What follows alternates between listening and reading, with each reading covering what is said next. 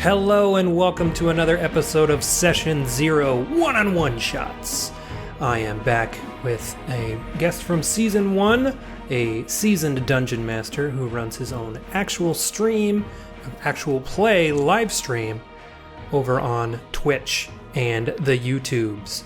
Welcome back to the show, the Dapper DM Jarrett Sullivan. Hello, sir. Hello. Happy to be here. So good to have you back. It's been a minute, and I'm excited to talk more in depth about your show, Fables of Refuge. Yeah. First question, got to start at the beginning. How did the idea of streaming come to be? Well, I was working at Corridor Digital, and my buddy Carmichael there, we had been really getting into Critical Role and really seeing the new kind of genre explode. And we were already playing a home game. So we were just like, oh, well, maybe we could figure out a stream. We could do that. We have the technical know-how, and we've been playing D&D long enough. We should be able to do this. So we talked about what we wanted. Like, would we do... I hadn't played 5e yet. The home game was still Pathfinder. We had to decide so many things and figure out what we wanted to be to kind of differentiate from CR. But it was kind of just like, oh, this could be fun. Do you want to do this? Like, yeah, let's figure it out. And just kind of seeing the excitement online about online play and live play, and just being like, oh, we should do that. That looks fun, and we can do it. So let's do it. So I'm always curious about this because my own setup's ever changing. I mean, you've seen the episodes thus far. The microphone has changed. The camera keeps changing. I fuck things up a lot because I don't know what the fuck I'm doing. So what is your setup, specifically you, because I know you also record with your fiance and frequent guest of this show, right, Jessica Ayers. So what is your setup as the DM and the overseer of all of the stream? Okay, well, technically, I'm the dungeon master, and Carmichael is the director and the producer. All right, let's stop this interview. Let me talk to Carmichael. But I do know what we do, so because I understand all the technical stuff. So we started off playing at the table, and then moved to an online setup, and now we're back at the table. So it has shifted. Good. Yeah, it has shifted a few times. So originally, we pulled a lot of favors and had a friend who does live streaming as his profession come in and set up and live switch for us and do that for those first couple episodes. It was still a little janky. We're playing in an apartment that we're turned into our streaming studio when, and they still live there. So it's like moving furniture and setting up backdrops and trying to make it look seamless while being in a small Koreatown apartment. But we started with that, and we had two Sony A6400s and a GoPro for minis down on the table, and then let's see, I got my notes here. We had some kind of a smaller Canon camera as well. I dropped my notes. It's okay, it's fine. A smaller Canon camera as well for different things. Now we have, I'll go through it on timeline. So we did that. They were all running to a capture card into our friend's computer, and then he was switching. He was using a professional software that escapes me at the moment. That's expensive and great. So when it came down to us doing it, and Carmichael upgraded his computer a bit and got all the cards he needed, we just use OBS. So it's so open platform, it's super easy to use, and it can handle all those inputs and switching and that kind of thing. And we had lav mics to begin with, and they were all running into the same device, right into the computer. Then COVID happened, and we were like, well, what do we do? So we took a month off because we were like, this will just be a month. 2 weeks max. No big deal. We'll take a break. It'll be fine. So as everyone experienced, that changed. So we were like, what do we do with the show? Do we play online? Do we just not play? Do we play, if we do play, do we play our main campaign or do we do something different? And I decided that since it's a whole new setup and we were going to figure things out and the tech was going to change completely, that we would do a side quest. So we did a side quest for quite a while. New characters, same world, just different things going on, and a little more loosey-goosey with the plot. But it was more like, let's figure out what cameras we use and how everyone's like streaming setups work. So I started with a right now I'm in where Jess would play, which is in the bedroom with a gray backdrop, and we did, and I have a couple lights. I have a ring light here and just a lamp. And I think originally it was just the lamp bouncing off the wall to the. We didn't have this computer yet. We had like an old teleprompter computer that I had that had a webcam on it. So we're like, nice. Okay, we'll do that. And we had one microphone here. Then we bought microphones for everybody. I was out there in the living room with a green screen backdrop, and we greened in my same like backdrop I use for the live drop that we have. We just got a digital version, but the same backdrop with and originally I was using just like a Logitech webcam on a tripod because the living room computer is on the TV, so I didn't want it too far away. So I had a Logitech webcam on a little tiny tripod that I could put in my face, the Blue Yeti mic just off the side, and just like kind of manipulating the daylight out there to try to keep it consistent. Pulled out some film lights, set that up to try to give it more even lighting, and we end up screwing lights into our bookshelf so that, you know, it could just be there and just turn it on, turn it off without having to put stands on. And for the battle cam, I was using my phone, because on Zoom, you can use the same account on multiple devices at the same time. Indeed. So my phone became the battle cam, which we rigged up on like a phone pod, like holder tripod thing that was connected to like a chair next to the table, because the table is too thick for it to grab onto. Yeah. It looks like a complete disaster when you look at it not through a lens, but that doesn't matter, because as long as on camera it's clean, it's fine. Yep. And then last summer when it got so hot, the phone got too hot, and the battle cam would go out. It went out on at least one, if not two streams. So we're like, okay, we got to figure this out. I like using a computer for my notes. So I end up taking my Canon 5D, putting Magic Lantern firmware onto it so the shutter wouldn't close, hook that into a capture card that I just happen to have for work, and then plug that into the computer, and then use software to put that into Zoom. So it's like a multiple layer, while then using the webcam I was usually using as the battle cam on my laptop. So the laptop would be on Zoom on a separate account, because you can't log into another laptop on the same account like you can a mobile device and a computer. So that evolved, and that ended up working really well. I mean, it's a clearer picture.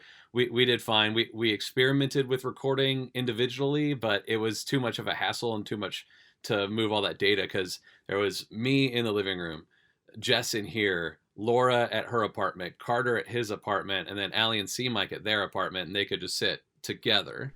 And it was just so much data that we just recorded on, that Carmichael just recorded on Zoom, multiple monitors, so that OBS could capture higher quality images that would be then compressed, down so it could look kind of decent.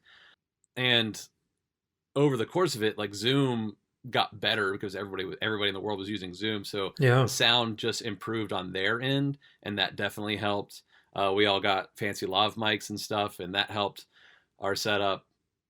So it was like constant refinement of how's it working, what are we doing, tons and tons. So and now we're back at the table, which is wonderful.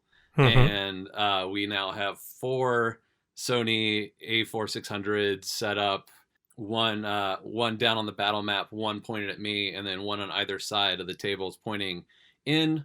We got new tables. We've experimented with different size tables to fit in an apartment and get the shot still looking pretty good. Mhm. We've got new lights. I've got a switch deck that's by me that I keep forgetting happens as the Dungeon Master. I can change the color of the background. So it's like battle, red, underwater, blue. I can change the colors, which is fun. But I forget about it because I'm like in the game and I forget of course. I have that ability. We give ourselves so many toys and then we just completely forget we have them. It's like, oh yeah, shit. Like, oh, whoops, hit a button. And we're using shotguns now, shotgun microphones pointed at us for better quality sound and not being so tethered in. So like me, when I'm flailing, I don't, I still hit the mic, but I don't like unpull out the lav. Yeah. And they're like, oh God, what happened? Hold on. Plug in. And we just got a smaller camera. Let's see. Let me grab this on the floor. What did we get? A Sony ZV-1. And that's for our new idea with the battle camera. So instead of the GoPro, we're having a smaller sensor camera that has a deeper depth of field for focus. And I don't know why it took my brain forever to think of this, but you're always trying to make your show a little different when it comes to live play shows, because there's a format that works, but you want to work within that format to make it a little different, make it maybe a little more interesting or more cinematic. So I was like, oh, I only spent my whole life in the theater. So why didn't we think of that? The battle map is a stage, and then you build set pieces or, just basic flats or whatever you want, a couple walls, some small set pieces that you can have for the minis. And then we're going to be playing around with like backdrops of like a forest or an interior on the Dungeon Master screen to act like a psych. So that way it's like just turn it into theater. And I was like, why did this never come through? I did, decades of these skills that can apply. So we're going to be doing that now. I've made some new battle maps, different textures, a grass and like a stone tile floor, which was fun and satisfying to make. And I've made a multi-level hill that I haven't used yet. I made some kind of weird foam pieces, just fooling around with stuff. And it's a little bit involved. Sometimes I'm like, well, if I was getting paid, this would be easier. Yeah. But for the love of the game, you do what you got to do. Plus, it's fun to make things. So we're experimenting with that. That'll be coming up in the next few games. We're gonna really try to go for that and play with a little more minis instead of just marker tiles. Just to change the like cinematic nature of the show, to be like, oh look, here's minis. Here's a camera that can actually be in there and make the battle a little more dynamic. That hopefully comes across to the audience and maybe like helps us stand out in one way or another. Cool. Yeah, I'm glad to hear that even though I don't stream, I still did almost everything that you guys did just to make my Zoom game more fun, because we played at the table exclusively before the pandemic hit. And then I switched 3 games to Zoom. And it's really fucking hard to keep people engaged, to make it exciting. We run the call off of Rachel's computer. I DM off of my computer with an external webcam on a tripod pointed at the map with minis, and we use Legos. So I'm, buying. We're running Curse of Strahd in one campaign, so I went and I bought specifically vampires. So I'm like, okay, here are vampires. Otherwise, we got a bunch of skeletons and just put white helmets on them, and then I just use dry erase and write numbers on their heads. So I'm like, you're attacking 3, go. And I don't even record it. But doing all of this feels in the same oeuvre as what you guys have going on. So you've mentioned the transition being challenging, but even pre-pandemic, what are some of the biggest technical hurdles that you guys dealt with? I mean, with any, like, I feel like the same problems from professional commercials and film and TV all the way down to web series and streaming, like there's always the same problems. Technical glitches, software and hardware not playing well together. It's the same stuff that happens on every level, it seems, when you're fighting with technology. Yeah. And for us, it was always like points of failure. It's like, well, if you're only using your MacBook and your MacBook's audio and camera, yeah, the camera is pretty good and good enough for people to watch and see your face and it be fine. Mhm. And the audio is fine, but it's like it kind of grabs a room. So can you make it a little closer? We tried.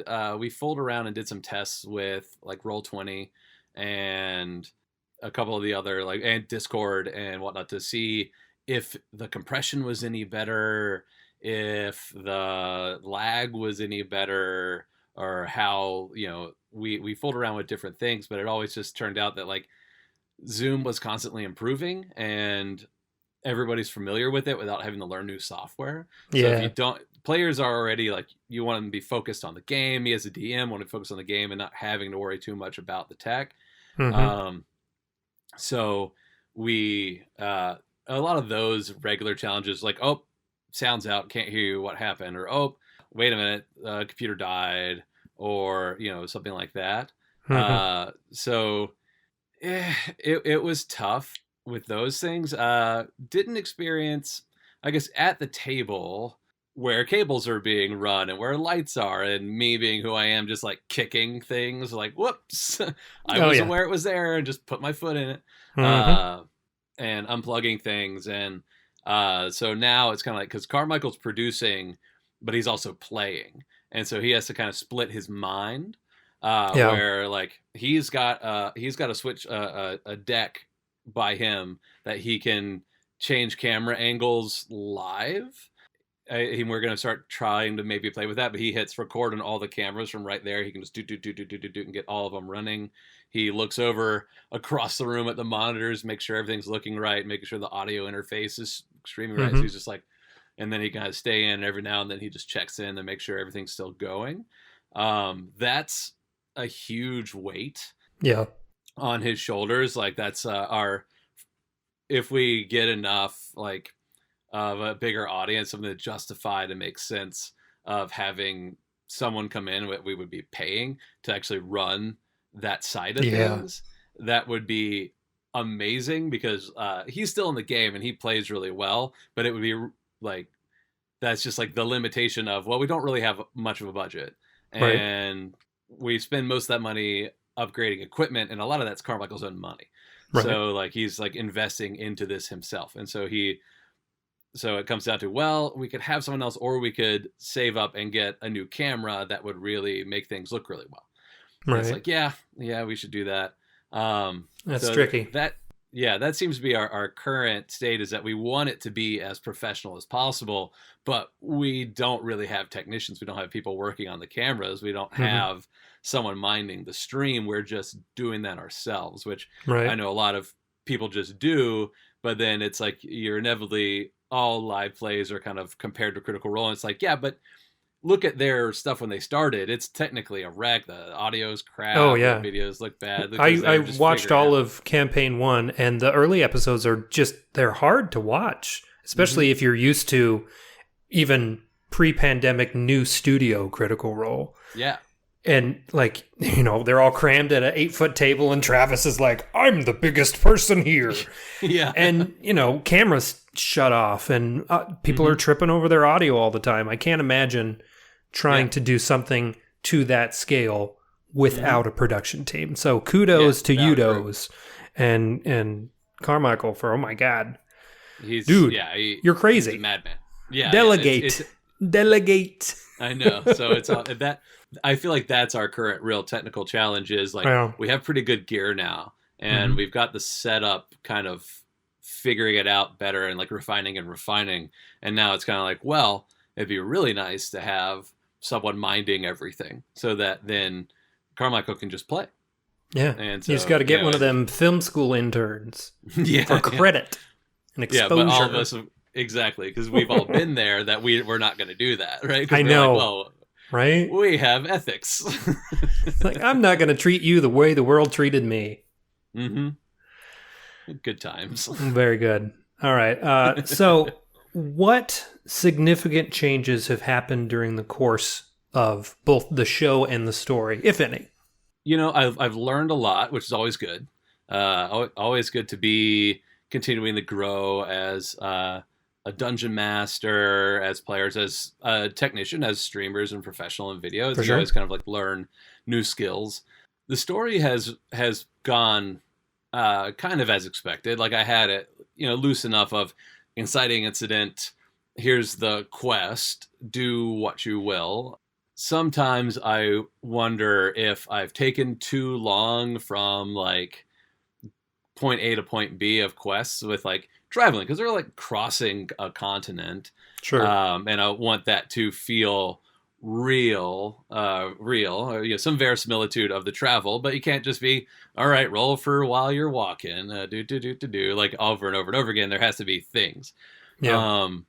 And I think that's D&D, and that's fun, and I think people like that. And the players have a good time, and I have a good time. But sometimes I wonder, do you just, like, for a live stream show, since in our mind, it is a game of D&D, but we also are aware that it's a show and are playing it in a way to be entertaining. Mm-hmm. Like, do you just jump to plot points? I don't know. It's tricky. It's tricky not in a live stream. Mm-hmm. I feel like there's that very, very fine line of, all right, how true do we want to be, and how much do you just want to get to the next town? And I kind of present that to my players sometimes. I'm like, do you want to do a bunch of wilderness stuff? And if they're like, yeah, I have some role playing I want to do, then I'm like, great. And I feel like that would be even more challenging on a live stream because it's a performance from the jump. Like, you are on. You can't be like, oh, well, it's not my turn, so let's see what Twitter's doing. Right. Yeah. You're on camera. Yeah. Which is great. Like, that's one thing that, like, is really great versus, like, a home game. If you're, like, ADD's kicking up or just stuff's going on in your life, you can kind of, like, be in on your turn and kind of phase out and try. But some days, as a dungeon master, it's not too much hard for me. But as a player, sometimes it's like, I'm having a really hard time today. But with it on camera, it's like, well, I don't have the space to not be on. Like, I have to be on, which is just like decades of being a performer. That's like, I'm in my element. I'm on camera. I'm doing my thing. It's time to work. Yeah. And then you might be exhausted at the end of the stream, but it's like, okay, I've spent all my spoons. I'm done. I did it. I can zone out now. My brain can do what it wants to do. Changes, technical, just regular, I think the kind of regular evolution of a table has happened pretty well, where like everybody kind of has a vibe. Everybody knows what their characters like to do. The characters know each other and have rapport instead of like when we first started. I mean, Carter only kind of knew him, and he's wonderful. And Laura, we was kind of known, and we auditioned. And I was like, oh, I really like these folks. We have a natural chemistry that came off. Let's have them be our people. And but then it's like, well, they've never played D&D, so not only are they learning D&D, but we're all improv kind of new to each other as actors and performers. And so that has, of course, grown over time. Friendships develop, and the rapport of the characters has grown with that, which is really nice. And then, of course, Carmichael joined the game because when we first started, he was just behind the scenes. But being it's his show as much as it is anyone else's. He was just producing, and two, it's like he's got a fan base from Corridor that they wanted to see him, and we're always asking about that. So I was like, let's do it. And the pandemic is actually what kind of caused that to happen, because we were streaming on Zoom, playing online for this home game, for the side quest. It was like, well, let's bring in Carmichael as a player, so he can just be at the table now. And then when we brought it out of the side quest and back to the main game on the stream, at home playing online, we introduced Julius, his character, because we were confident in our abilities to stream, on how it all worked and what the setup was like, and then introduced a new character, kind of made it funny, but. And he has, of course, evolved over the game as well. So it's been fun to see player growth and character growth kind of hand in hand. I think that's been the kind of biggest change, while still like same like tropes come up. Like Ash always loves to eat things, so like he's always eating as a character. And then Tazu has she's awkward, but not afraid to say hello, and just like doesn't understand things and just kind of blurts things out. And those things kind of remain the same, but it's become like more endearing, or like the charm of the characters that has remained the same, if not grown. So. Fantastic. What has been the response of the show thus far? People digging it? It'd be, as always, it'd be nice to have a large audience. Mm-hmm. We started off kind of funny, like, because Corridor gave us a nice push, because Carmichael was leaving and to start to just do his own stuff on top of starting this, and Sam and Nico and Jake thought that was cool, and they were like, yeah, we'll give you a push at the beginning. So they linked to us and did a little segment on what we were doing, and so we skyrocketed subscriptions like right away. We went like up into like 30,000-40,000 like within a week, and we were like, oh. It's happening. And then that kind of leveled off, and then it's just kind of stayed. We're at like around 50, and it kind of stayed there. We drop, and then we'll gain some, we'll drop, and our views are okay. So it'd be nice if those numbers went up, had more people watching, of course. Watch this show. Come on, y'all. Both of you. Yeah, sometimes it's like you're a little frustrated. Like, we're working very hard on this thing, and we think it's pretty good, but the internet is a fickle place, and it's hard to gain an audience and maintain an audience and that kind of thing. But we do have a very dedicated core fan base, which is nice. They're on our Discord. They interact with each other. Everybody's really cool. I try to stay pretty hands off. I didn't want to be so involved with online, like talking to people or interacting. Like, I will. But I have that on my own time, because I found that when I was at Corridor and was suddenly getting a lot of like random internet attention and getting messages on Instagram from people and stuff, where suddenly it was like, oh, everyone always kind of wants something from you, and that's fine. Usually it's just advice, or it's oftentimes it was like, for Corridor, it was kids who wanted to get into film or wanted to make stuff and just wanting any type of information, which I understood. So like, that's fine. But it's also like, well, you can't make demands of my time. Like, the fan base you can't just allow people to ask you questions constantly and interact with you, because it's exciting and you want to. But so it's like, they can ask a question, I may or may not answer.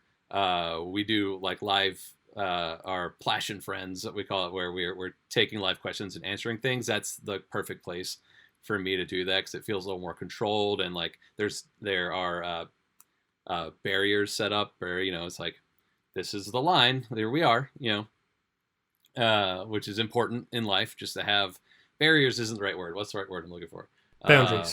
Boundaries. Yeah. So it's like, having boundaries is a good synonym. It'd be nice, but our core fan base are really dedicated. They're excited we're back at the table. They leave nice comments. They're invested in the story, and to see those reactions, like, that's like, hey, this moment was really great, and like, it's a lot of it is improv, and a lot of it's just like setting up and hoping for things to happen. And when you play it in the game, and it was like, oh, I had a good time playing that, I wonder what that was like for people consuming the content. And it's like, when they respond positively to that, it's like, yes, all right, they're really into that. We did have some people that were a little bit rules lawyery at a point in time, where it was like, well, that's not how the rule works, and it's like, I don't care. It's your own world too. You've created this whole universe. So F off, rules lawyers. Yeah, a couple of times it has gone like, oh, that rule is very, very different. It's like, we've been consistent in getting it wrong, so that doesn't matter. But it's like, and that's all that matters. Table rules. Yeah, exactly. Table rules. As long as you're consistent in your rules, it doesn't matter. But I was like, oh, that does have implications for higher levels. So let's talk to the table and be like, hey, so they were right about this rule. Do we want to make an adjustment? Do we want to keep going? And then figure out what we want to do from there. But we do have, quite a few house rules that we will always play with, because it's like what I like to do and what I think makes a more fun game. So like, give me two of your house rules. All right, I do. I call it Spell Slinger, which is for casters. The direct rule is, if you have a bonus action that you cast as a bonus action, if you cast another spell, it has to be a cantrip. Right. I think that's lame. So I like you very much, Dungeon Master. That's right. So I've limited. You can go up to a second level spell.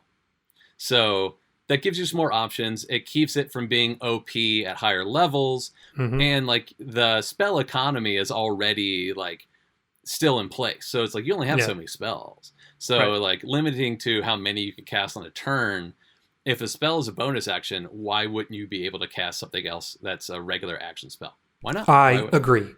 Yeah. So Spellslinger, boom, boom, boom, boom, boom. So, and Matt Mercer does the same rule, I believe. I don't know if he limits his to second level, but that's where I'm like, yes, absolutely. And so someone was like calling out on that, and I was like, no, yeah, that's not how we play. Like, if you want to if you could cast all your spells at once and just be done, fine. But you don't have any spells left. Yeah. You know, so. Then it's on you as the player to recognize the economy that you have to follow.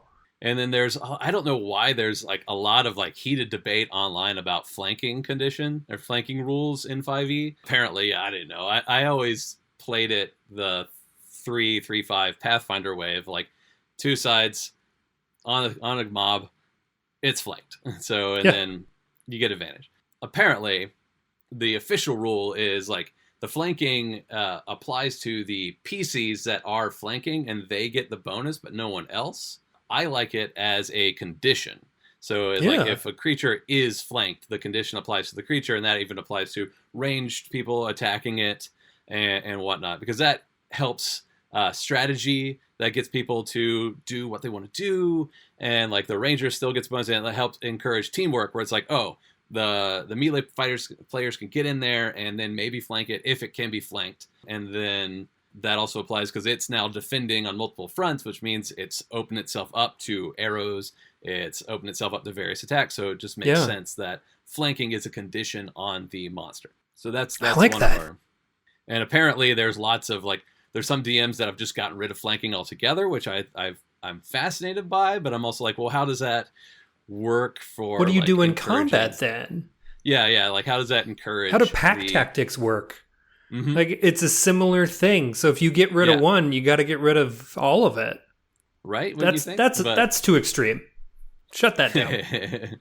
Like there's some interesting rules that I'm like, oh, that's fascinating. That kind of is more removed, but yeah, flanking as a condition, that's our house rule. I like big hits. That's another of ours and it's for crits. So instead of just doubling your dice, you get maximum damage plus a damage roll. So, shit. So but it applies to both monsters and players. So like if I roll it as a DM, it's the same. It happens. So it's like it makes crits big, because if it's just doubling the dice, then and you roll a 1, then that's just a 2. And that's such a bummer. And that's a You're bummer. like, yes, and it's like, I critted. Motherfuck.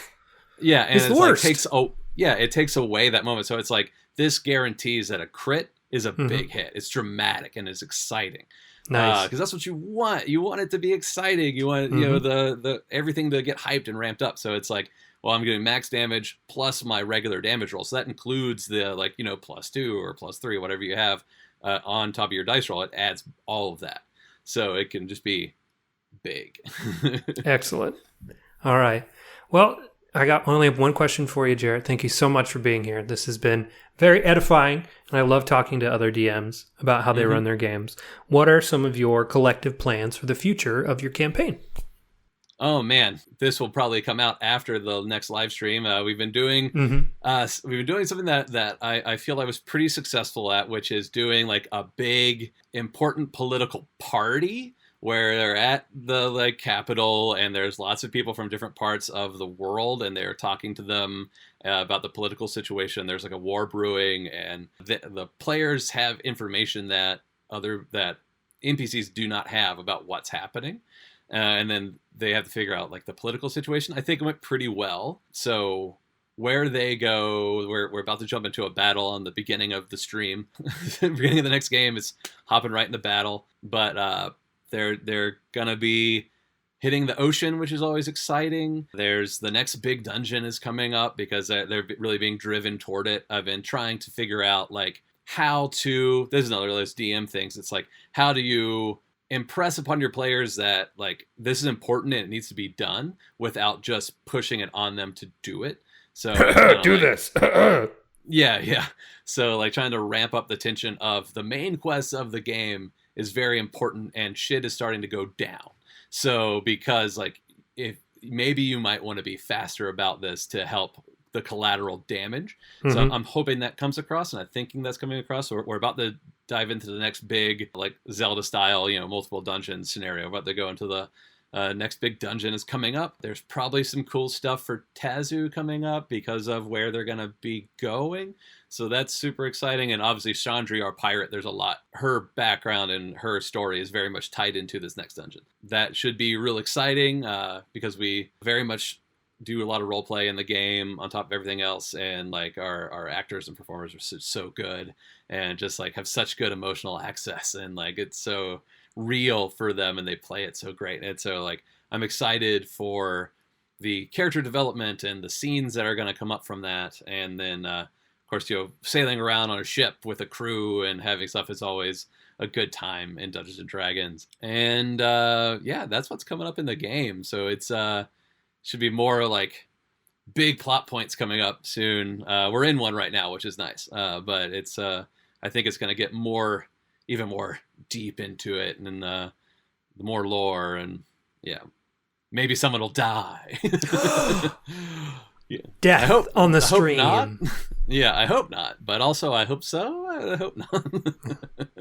All right, I lied. I have one more question for you, and it's just a general question that I ask anybody I know who DMs. Do you get the flop sweats when you DM? When things do not go the way you expected them to, in the bad way.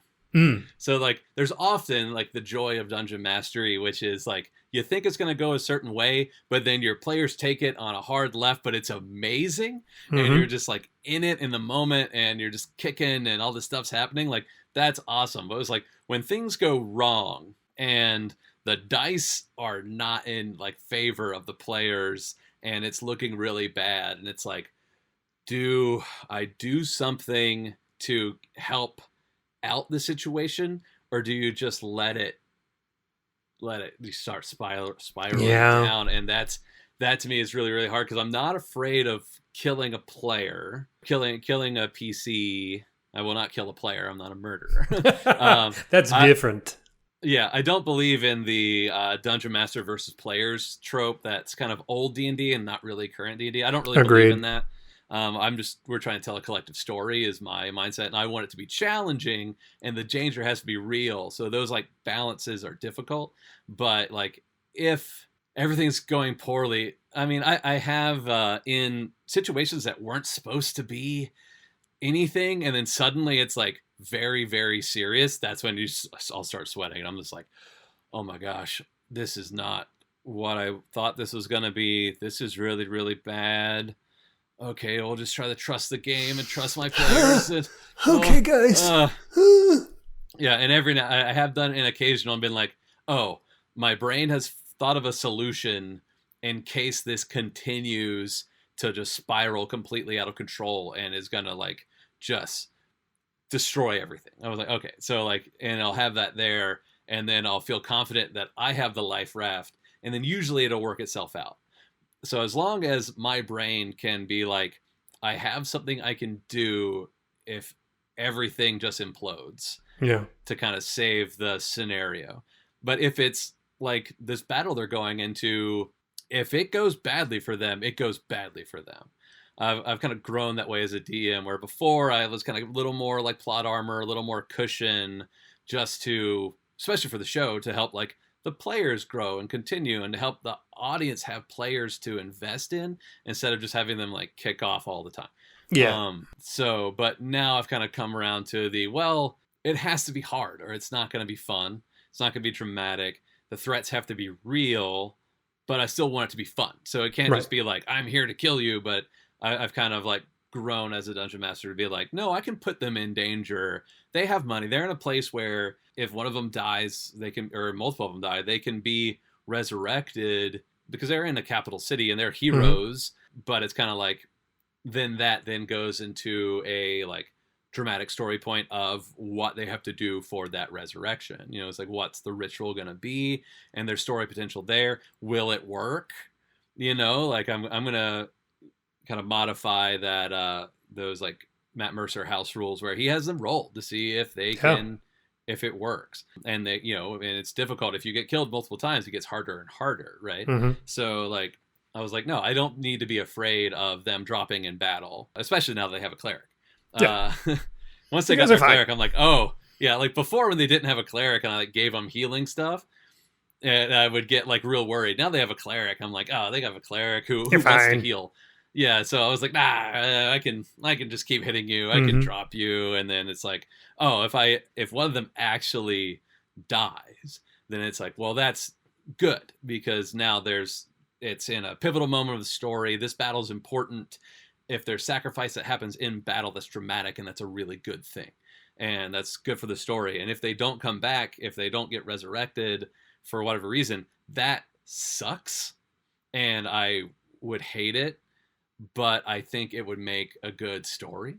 I think it would still do that. So you can't like, that old kill your darlings thing. It's kind of like, oh, just let it happen. It's Dungeons and Dragons. Just let it happen. So I've kind of like come around more to the drama and the threat, and everything needs to be real. And so I think that sweat that comes up, it's always going to happen, I think. But for this next battle, I've already got plans. If it's looking too easy, I've already got plans to make it more difficult.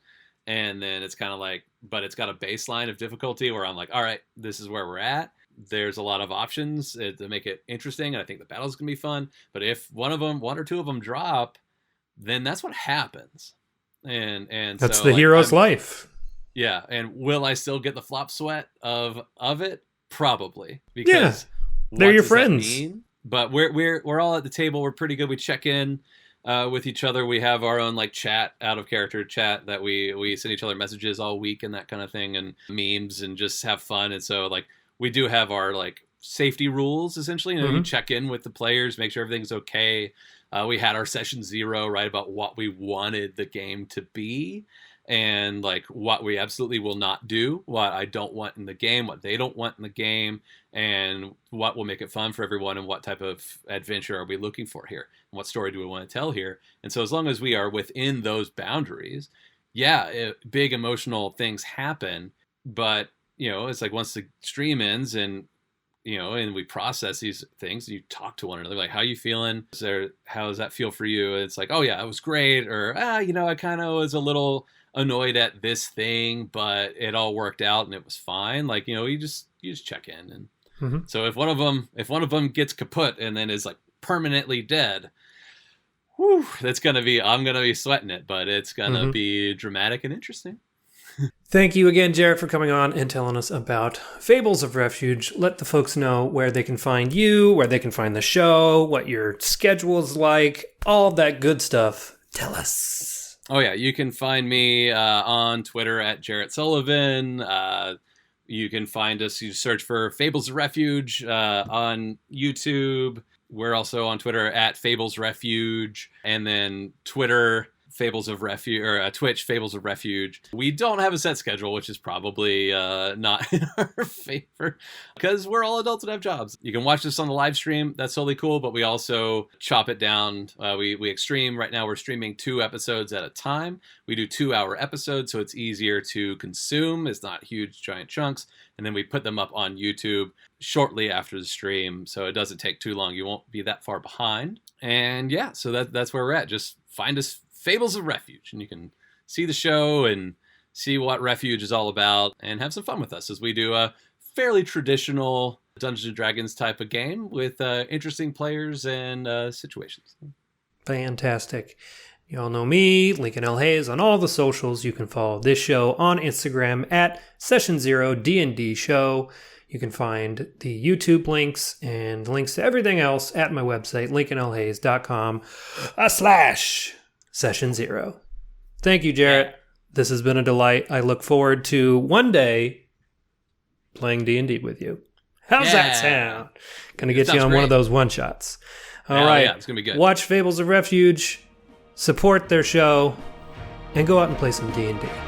Thanks, everybody. Roll some dice. Bye.